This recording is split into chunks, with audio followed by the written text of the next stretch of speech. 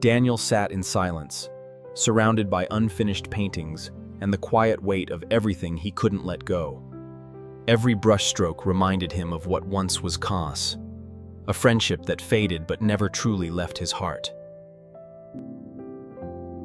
The small paper boat had become a symbol of everything he wished he could still change. He wondered if holding on was strength, or the very thing that kept him from peace. The sketch had faded with time, but not the ache that lived beneath it, a memory he carried like a shadow. Daniel walked through the sleeping town, hoping the night air could loosen the thoughts that bound him. Under the pale streetlight, he felt both lost and safe, as if the world had grown still enough to hear his silence. Beyond the edge of town waited the same lake where peace had once visited him, quiet and patient as memory itself. Each step felt lighter, as though with every breath he released one more piece of the past. He knelt beside the water, feeling its cool breath rise toward him, as if the lake itself remembered his name. He watched his reflection tremble beside the fragile paper, unsure whether to keep it or let it go. From the hush of the night came footsteps, soft, unhurried, and somehow familiar to the soul. His name was Mr. Rowan, like the tree that bends but never breaks, a man whose eyes carried decades of quiet acceptance. Two generations stood together, one learning to hold on, the other long practiced in letting go.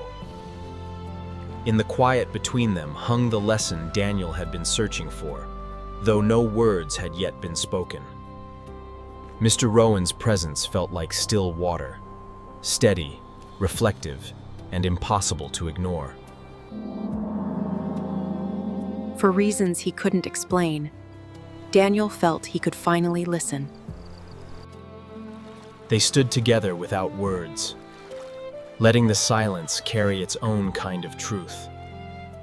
Mr. Rowan looked at the small boat as if he had seen it before, as though he too had once set something free upon this very lake. He wanted to let go, but his heart still clung to what was already gone. A reflection of a peaceful journey.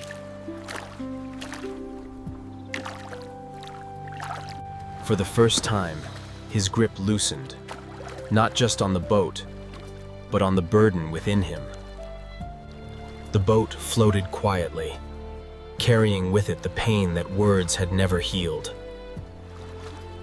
Daniel felt something shift within, a quiet space where once only ache had lived. Mr. Rowan's calm smile said everything. Letting go was never about losing. It was about returning to yourself. Above them stretched a silent heaven, as if the stars themselves were witnesses to Daniel's quiet surrender. For the first time in months, his heart felt light enough to breathe. Mr. Rowan had seen this moment before, in countless souls learning to unclench the past. Night yielded to pale morning, as if the world itself was ready to begin again. He understood now. The things we release do not vanish. They simply drift to where they belong. Peace arrived quietly, not as thunder, but as the soft return of breath. Mr. Rowan smiled, knowing the boy had finally seen what could not be taught. Each step forward felt like forgiveness, quiet, real, unspoken. He had guided many travelers, but this one left him smiling wider than most. As dawn unfolded, two souls shared a silence deeper than any farewell. Dawn stretched like forgiveness, and Daniel felt the soft pulse of new beginning. Mr. Rowan watched quietly, knowing his role was complete. The lake faded behind him, but the peace it gave lingered like breath upon his heart. Some people enter our lives not to stay, but to show us how to continue. Every familiar street now looked different, lighter, touched by something he could not name. He returned not to escape, but to begin again.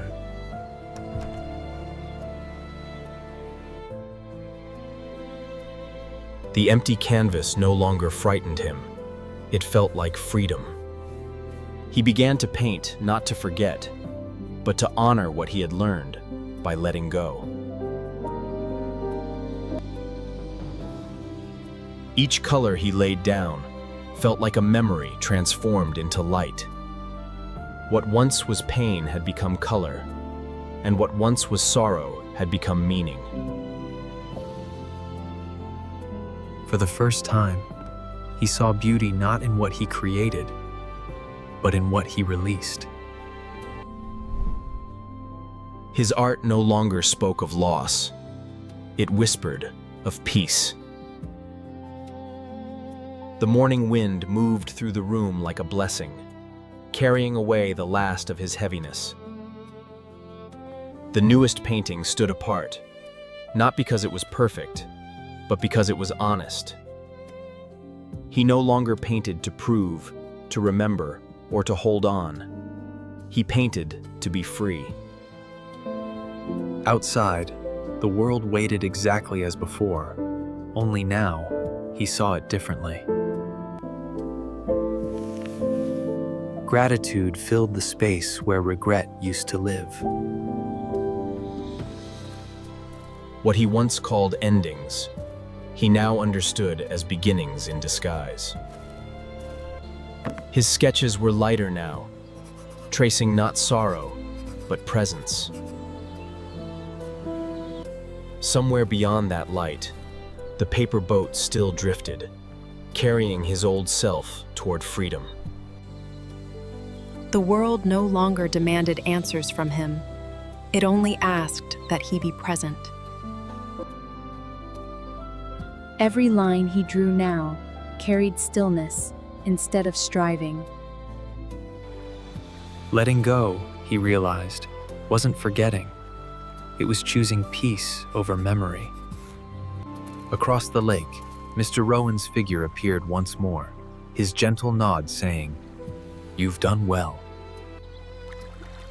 The past had drifted far enough for him to love it again, without needing it to stay.